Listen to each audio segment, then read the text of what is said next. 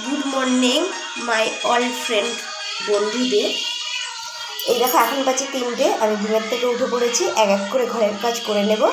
এখন আমি ঘরটা ঝাঁটিয়ে নেব। এই যে আমি ঘর ঝাঁটিয়ে নিচ্ছি, এখন এক এক করে কাজ করছি, তোমরা দেখতে থাকো বন্ধুরা সবাই মিলে।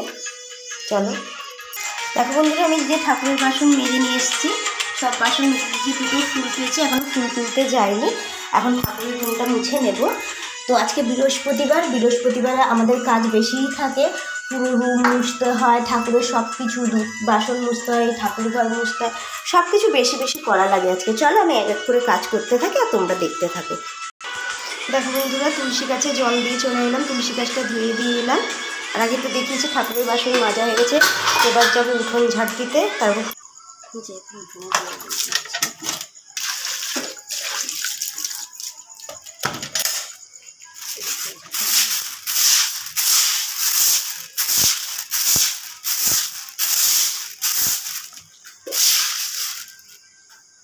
দেখো বন্ধুরা, আমাদের উঠোনে পায়রা কীভাবে পায়খানা করেছে, কারণ এর উপরে পায়রা থাকে, এই যে খেলা করছে ওরা, ওই যে কতগুলো পায়রা।